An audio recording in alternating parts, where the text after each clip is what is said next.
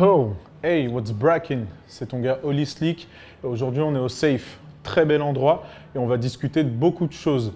De mon projet, Kotai, et l'interview sera faite par Laura Brown, la seule et l'unique. Let's go, c'est parti. Salut Oli, Salut ça Laura, va? on est là. Je suis contente de faire ça avec toi aujourd'hui. On va faire une petite interview, Moi aussi. on va apprendre à te connaître, C'est important. toute ta petite carrière, qu'est-ce que tu vas faire par la suite. Avec plaisir, avec plaisir. Donc pour commencer, je voulais savoir qui est Oli Slick. Bonne question. Oli Slick, c'est quelqu'un qui a beaucoup de responsabilités. Celle d'être père, d'être frère, d'être un bon fils aussi. Mais c'est aussi un jeune enfant en lui qui a en tout cas décidé d'assumer sa part d'enfant et de vraiment vivre le moment présent et croire en ses rêves. Ok. C'est lui, Oli Slick. Et quand on parle d'Oli Slick, qu'est-ce que t'évoques ton enfance? Mon enfance, ça m'évoque la musique, forcément. J'ai été élevé dans un cadre où on écoutait de la musique non-stop. Pas n'importe quel type de musique, et c'est peut-être ça qui définit mon style aujourd'hui, on en parlera, mais beaucoup de James Brown. Avec tes parents et tout? Voilà, Ok. mon père surtout, qui était Ok. très fan de la culture outre-Atlantique. Et voilà, ça a peut-être déteint sur moi, mais beaucoup de James Brown, beaucoup d'Henri Salvador, beaucoup de jazz également, donc toutes ces influences. Ok, donc grosse culture musicale. Ouais, musicale. Le sport aussi, si je parle de mon enfance, je dois parler de sport forcément. J'ai fait du foot pendant très longtemps Ouais. et ça m'a beaucoup aidé, tant Ok. au niveau mental que physique. Et pourquoi tu as choisi le sport, pourquoi t'as pas choisi le sport à la musique? En fait, c'est une bonne question dans le sens où ça s'est imposé à moi. En fait, j'ai toujours fait les deux, honnêtement. J'étais très, très, très à fond dans le foot, avec limite une carrière pro qui m'attendait. Je me suis pas fait les croisés, d'accord? J'ai eu peur, donc j'ai arrêté, j'assume. J'étais trop jeune. Ça c'est l'excuse, ça. Non, mais c'est la vérité. En vrai, une grosse carrière de foot dans les meilleurs clubs d'Île-de-France, même une sélection à Clairefontaine. Ah ouais, Mais la ça. musique à part, dans Super. ma chambre, avec le petit téléphone qui sert de micro. Et les deux toujours en passion. Et le foot, comme je l'ai dit, en fait, une peur d'aller loin, d'arrêter mes études parce que c'était Ouais. vraiment important pour moi. Et la musique, ça demandait beaucoup moins de sacrifices, en tout cas à l'époque. Et donc, j'ai continué par loisir, par passion à écrire. Et voilà. Ok. Et si on doit parler de ce qui t'a influencé dans la musique, qu'est-ce qui t'a amené à ce que tu es aujourd'hui? Déjà, forcément, les influences que m'ont apporté mes parents, la culture caribéenne, mais aussi Ouais. la culture américaine, forcément, au niveau musical, j'entends. Et après, moi, en grandissant, les artistes, voilà, si tu veux qu'on les cite, que j'ai aimés, en fait, c'est spécial parce qu'il y en a plusieurs. Il y en a qui m'ont beaucoup influencé au niveau du business de l'industrie musicale, Ouais. notamment Master P, que j'aime Ouais. beaucoup. Ça n'a pas parlé à beaucoup, mais moi, très jeune, j'ai suivi sa carrière. Voilà, il touche un héritage de 10 000 $, il tourne ça en un empire de plusieurs millions de dollars, no limit. Et après, au niveau musical, les grands noms qu'on connaît, hein, Fabulous, Jay-Z, Là-dessus, on se comprend. voilà, Pharrell. Drake aujourd'hui, Pharrell, mais pas que ça. J'écoutais aussi beaucoup bah, de, de, de rock, j'ai envie de dire aussi, Ouais. avec les Limp Bizkit, Gorillaz, je ne sais pas si on peut classer ça dans ce style-là, mais voilà, toute une mouvance, mais pas beaucoup de rap français ou autre. Par la suite, en grandissant. En grandissant. Voilà. Mais c'est important de C'est s'ouvrir. important, C'est très très c'est important. important. Et d'ailleurs, en parlant de rap français, Ouh là là. toi qui te lances dans le rap Oui. entre guillemets, est-ce que pour toi c'est un choix de rapper en anglais et pourquoi? Parce qu'on on a entendu un peu ce que tu as commencé à faire, Ouais. etc. Tout est en anglais. Ouais. Pourquoi? Ouais, déjà, je corrige, je ne me lance pas dans le rap. Je fais du rap depuis que j'ai 14 ans. Oui, c'est vrai. Je suis allé en studio pour la première fois à 15 ans. Je me rappelle, on avait un groupe qui s'appelait... Le groupe, il s'appelait Self-Made Billionaire, SMB. Et vous étiez combien dedans? Suspect, on était 3. Ok, lourd. Et mes potes rappaient en anglais aussi, tu vois. Ok. Donc je me suis toujours retrouvé dans des environnements, le basket aussi que j'ai fait par la suite, la culture américaine, même mes potes, où c'était très tourné anglais, Yes. que ce soit à Londres, États-Unis, etc. Mhm. Et du coup, pourquoi l'anglais? Parce que franchement, j'ai jamais réussi à rapper en français. En tout cas, ça m'a jamais plu. Et au-delà de me plaire, j'ai jamais tenté. Tu sais, naturellement, ça s'est fait vers l'anglais très tôt. Hein. Franchement, j'ai des cahiers dans la chambre dans ma chambre chez ma mère où j'écrivais déjà des textes, etc. Mais tout en anglais. Ouais. Et tu étais bilingue déjà très jeune, du coup. Bon niveau. Bon Bilingue, niveau. non, mais Ouais. à un bon niveau. Parce que j'étais drogué de musique. Je me rappelle, mon premier CD, c'était Lil Jon and the Hillside Boys. Je fumais ça, Dr. Dre, c'était incroyable, j'écoutais que ça. Et au début, je disais n'importe quoi, mais au final, j'avais la prononciation facile et une aisance au niveau de l'anglais. Et donc, c'est ce qui a fait que... anglais. Trop bien. English. Et du coup, vu que tu as commencé plutôt jeune, quand est-ce que tu es allé pour la première fois en studio où tu as pu enregistrer, où tu as pu kiffer, justement, vivre un peu de ta passion, entre guillemets Quand est-ce que tu l'as fait? Je l'ai fait à l'âge de 14-15 ans avec mon ancien groupe, Self-Made Billionaire. On est allé dans un petit studio à Niérois, une expérience de fou parce que des grands, que des anciens. C'était à l'époque où personne ne mettait hey, « je suis en studio, Instagram », etc. Hein, tu vois, c'était à l'époque où vraiment on s'est dit « vas-y, on se lance, on profite de notre jeunesse, on fait ce qu'on aime ». Et on est allé, et donc oui, une expérience particulière parce que on arrive, on est tout timide, il y a des grands, les mecs qui kickent dur en français, nous on va rapper en anglais. Ouais, faites vos trucs, y a pas de souci les frères, allez-y et tout. Ok, et tu rentres dans la cabine, les prises de voix, tu t'es pas trop habitué et tout, et tu commences à spit, et moi mes textes, et mes compatriotes aussi, on les connaissait par cœur et les mecs, attendez, c'est quoi ça et tout. Et franchement, on a impressionné, ça m'a fait plaisir. Et voilà quoi, c'était cool. Et pourquoi tu as attendu autant de temps avant vraiment de te lancer? C'est pour ça que tout à l'heure tu m'as rectifié, mais j'ai dit tu commences, mais en fait non, ça fait longtemps, mais tu as attendu. Ouais, c'est vrai. Bonne question.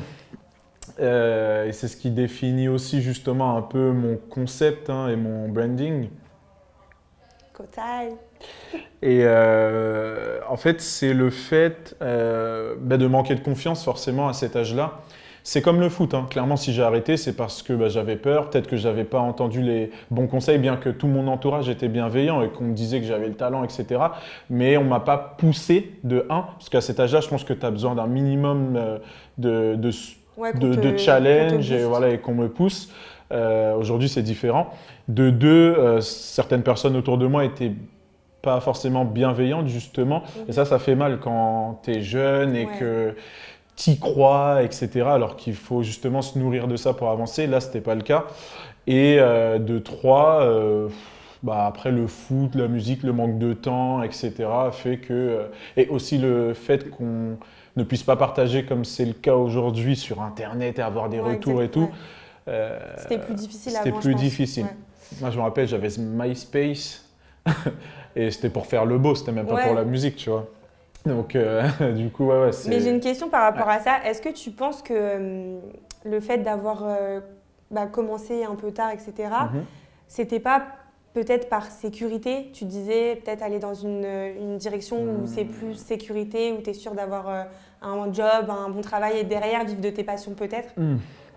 Oui, c'est peut-être ça, tu as raison, dans le sens où forcément, en fait, quand tu vis de manière normale, tu laisses le quotidien et le train-train mener ta vie. Et en fait, moi, je fais une différence entre vivre et être en vie. Et clairement, en fait, avant, j'étais en vie en fait, mais je vivais pas. Tu vois. Boulot, dodo. Voilà, je vivais beaucoup sur mes acquis. Je savais que je pouvais faire des choses facilement au niveau du rap en anglais, etc. Des fois, je postais quelques stories comme tu as pu le voir et tout, quand ça me prenait ou autre. Ouais, trop cool, Moi, j'ai toujours dit que tu avais du talent. Toujours, merci Laura. Et du coup, en fait, je me nourrissais de petites piqûres, etc. Mais j'ai pas vraiment poussé le truc. Okay. Et donc, pour répondre peut-être à la question qui va venir, l'élément déclencheur, ce qui a poussé justement le fait que je prenne ça beaucoup plus au sérieux, ça a été pour beaucoup d'artistes, je pense, le confinement. Ouais. Le confinement, le Covid qui a été triste pour beaucoup de personnes, mais qui a été aussi révélateur et positif pour d'autres, notamment les artistes, et qui nous ont poussés à se dire « Putain, mais en fait, on a du temps, en fait, tout peut se terminer du jour au lendemain, et on risque d'avoir des regrets, en fait. » Ouais, je pense qu'on a eu tous un peu ce déclic pendant le confinement parce qu'on avait le temps de faire des choses. Ouais.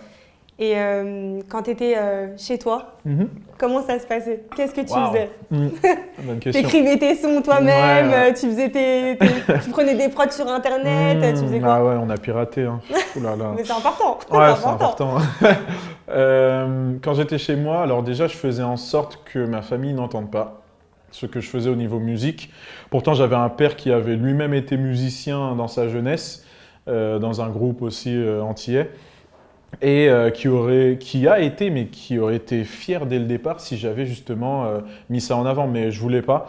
Et oui, j'écrivais mes textes, on se coordonnait avec le groupe. Ouais, j'ai écrit ça. Là, on fait un son qui parle de ça, les gars. Ok.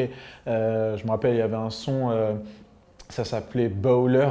Et je me rappellerai toujours de mon texte. Je disais, I'm the captain on my team, so you never see me go away. And I go hard if I hard just wanna go away, enfin un truc comme ça. Et je me disais, c'est pas mal et tout, mais toujours dans ma chambre, discretos, mon petit cahier rangé au fond de tous les cahiers. Et voilà quoi. Et pendant le Covid, justement, t'as eu une différence par rapport à avant ou t'as... Ouais, parce que bon, là je te parlais de la période où j'avais 15 ans. Aujourd'hui, voilà, j'ai le double, ça se voit pas, hein, franchement. Et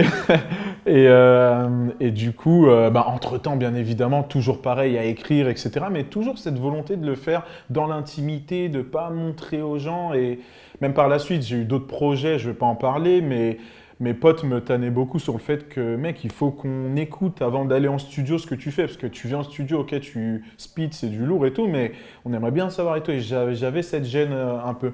Aujourd'hui, clairement, je demande l'avis à beaucoup plus de personnes. Ouais. J'écris librement dans mon salon. Alors oui, j'ai mes écouteurs, je gueule pas, etc.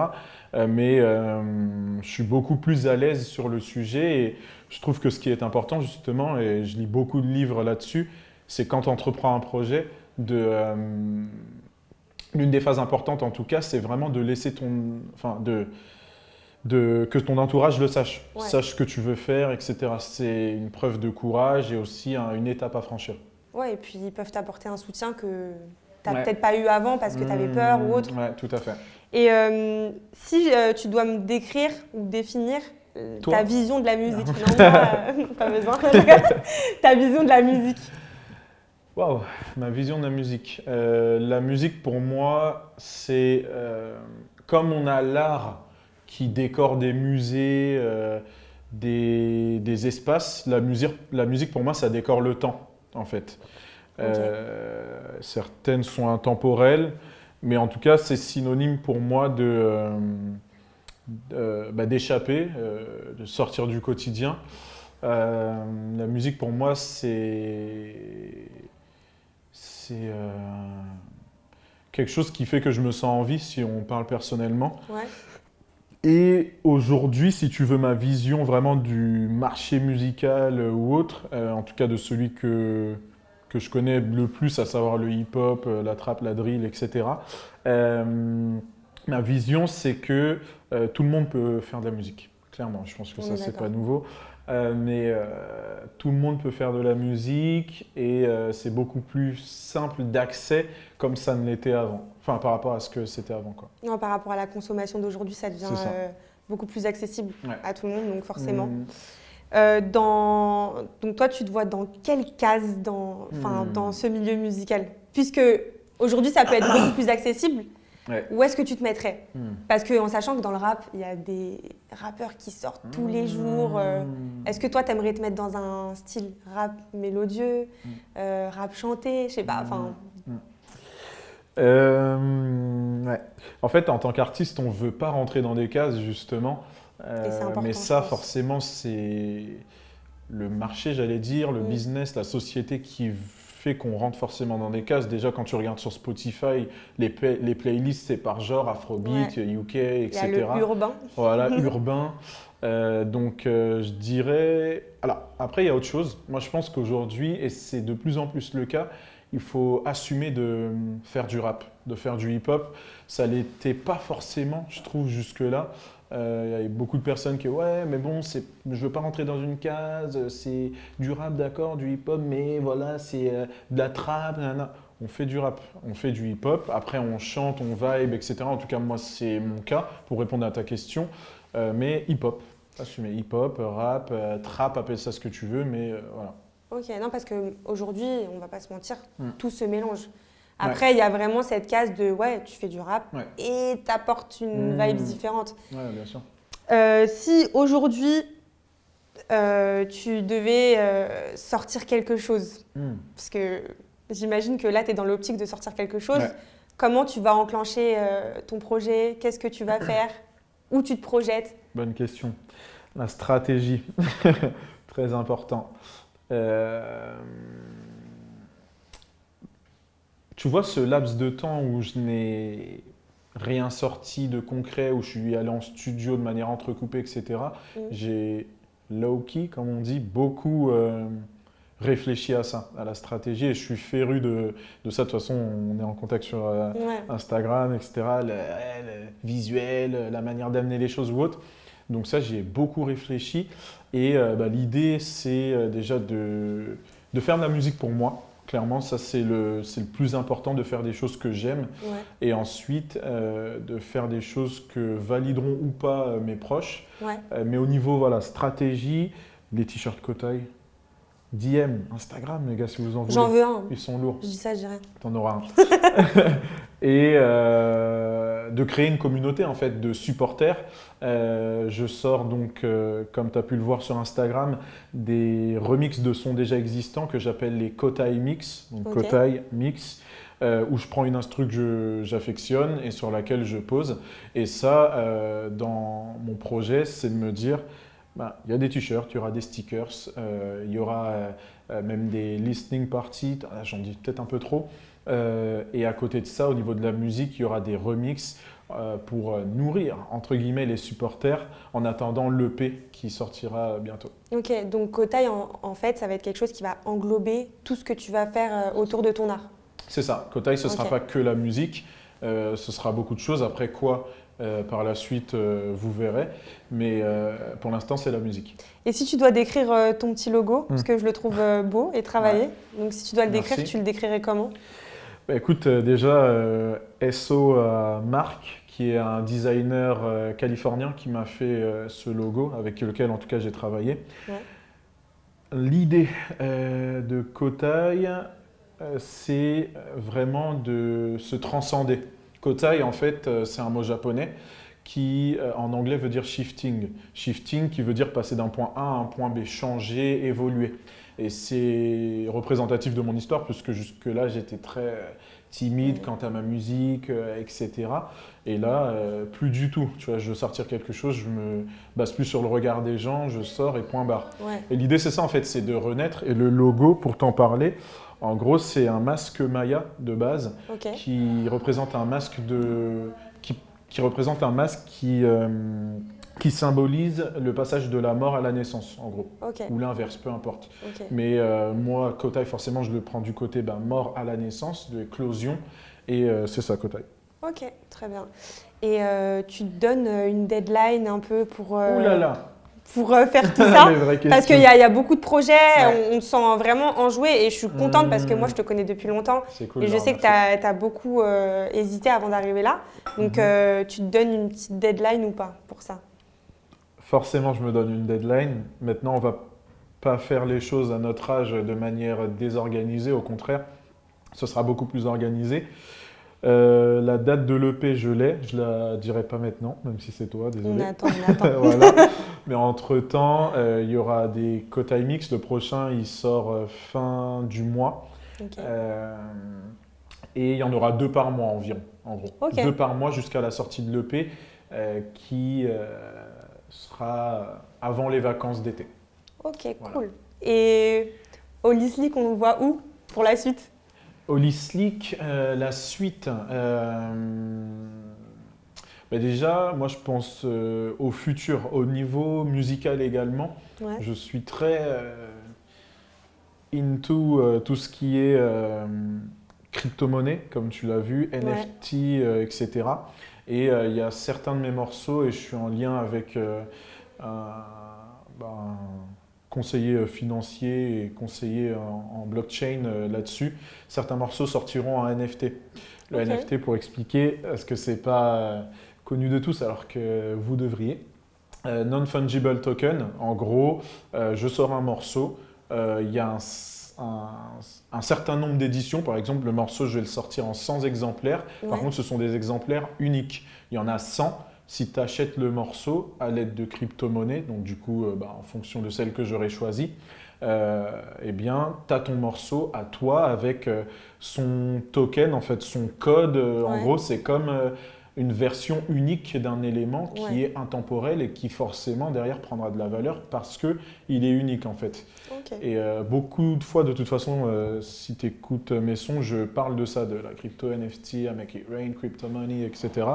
Et c'est important parce que c'est le futur. Par exemple, Booba, même les artistes aux États-Unis, Tory Lanez, etc., l'ont compris et ont déjà sorti des sons en NFT que tu achètes avec de la crypto-monnaie de ton. En fait, tu crées un portefeuille. Ouais. Crypto-monnaie, tu achètes le son, donc soit en Ethereum, soit peu importe la crypto, et il est à toi. Et derrière, dans 2 ans, 3 ans, ouah, ce son est incroyable, et c'est toi qui l'auras. Tu le mets sur le marché secondaire si tu veux le vendre, et il va quadrupler. Ok, Tu vois. d'accord. Ou bien tu le gardes pour le côté symbolique, et c'est ton morceau, c'est toi qui l'as, il y a 100 exemplaires, toi t'en as un. Et tu veux faire ça pour certains morceaux ou vraiment Ouais. pas Pour tout? certains morceaux, ouais, Ok. pas tous. Ok, bah écoute, je pense que j'ai posé toutes les questions Ouais. que j'avais besoin de savoir. C'est cool. J'attends mon t-shirt Kotai. Comme ça, on fait, Sans faute, c'est sûr. on fait la pub. Je t'en fais un, c'est sûr. D'ailleurs, je suis en train de voir justement à ce niveau-là tout le côté manufacture, etc. Parce que c'est pas compliqué de faire tout seul. Hein. Les maisons de disques, si vous êtes chaud pour aider votre gars, I got bills to pay. Et donc voilà. Ok, bah merci beaucoup. Merci C'était à super toi, cool et ça m'a merci fait à plaisir toi. de faire ça avec toi. On a rigolé, on a discuté, mais on veut voir ton talent. Il y a des gens qui te connaissent pas là, qui vont te regarder. Donc moi, j'aimerais bien entendre un petit freestyle. Là tout de suite Là, tout de suite, là. Est-ce que t'es chaud? Vas-y. Ça, j'aime, ça, j'aime. We're in the basement, but there is no rap city. BET, and if you're trying to go on Buddha, put your money on me. I feel like great wine because I got better with time, and that's dime. Or should I say dame? Because you know what time it is. Swish, 23, stepping on you just like the grizzly. And I'm with Laura Brown, plus I'm in my zone, and you know that it is. Insecure, but ain't nobody safe as I run this town. You know we're going down. You know how it is. Something for the ladies also. I want to sing some. If it ain't SC, then miss me. Yeah, new war with you blows. Bad bitch, we crumb toes. And we shooting movies, not photos.